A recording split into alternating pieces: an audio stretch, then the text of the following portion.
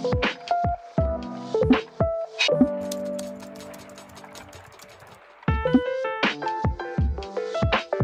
teman-teman semuanya, terima kasih telah menyempatkan menonton video ini. Salam kenal untuk teman-teman semuanya yang baru pertama kali melihat video di channel YouTubeku Snelty Mahlia.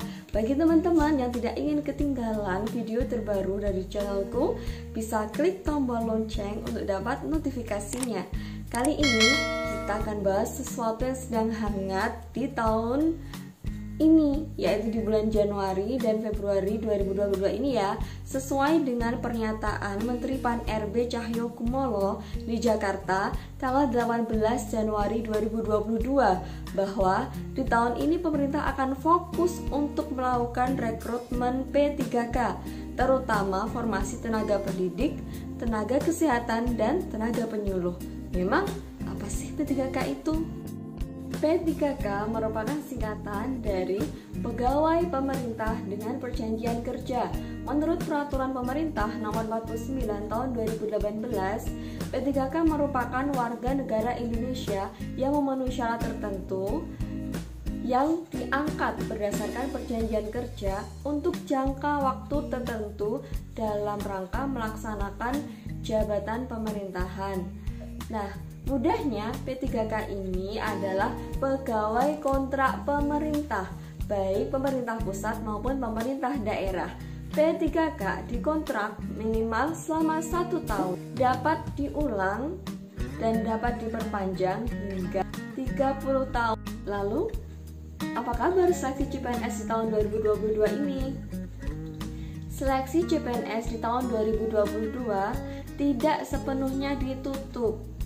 Masih ada ya teman-teman seleksi CPNS 2022 ini, tapi perlu teman-teman ketahui khusus untuk tahun 2022 ini memang tidak dibuka formasi untuk umum karena dengan berbagai pertimbangan, salah satunya adalah keterbatasan waktu.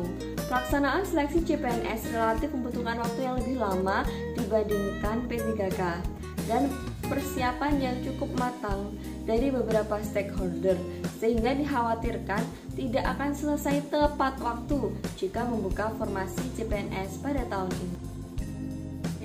Tapi jangan khawatir semuanya, kalau formasi CPNS pada tahun 2022 ini masih tetap dibuka dengan skema sekolah kedinasan. Jadi bagi teman-teman yang lulusan SMA sederajat, yuk siapkan dari sekarang bila ingin mengikuti seleksi sekolah kedinasan yang sebentar lagi loh. Berdasarkan pengalaman tahun 2021 kemarin, seleksi sekolah di kedinasan dimulai pada bulan April 2021. Jadi untuk tahun 2020 ini kemungkinan juga akan sekitar range pada bulan April ini. Jadi siap-siap ya teman-teman semuanya, siapkan dari sekarang. Lalu apa saja sih sekolah kedinasan yang dibuka itu? Jadi sekolah kedinasan ada beberapa macam sekolah kedinasan. Yang pertama yaitu STAN, Sekolah Tinggi Akuntansi Negara, di mana lulusan dari STAN ini akan bekerja di Kementerian Keuangan. Yang kedua ada STIN, Sekolah Tinggi Intelijen Negara, yang mana lulusannya akan bekerja di BIN. Yang ketiga ada STMKG, yaitu Sekolah Tinggi Meteorologi, Klimatologi, dan Geofisika, di mana lulusannya akan bekerja di BMKG.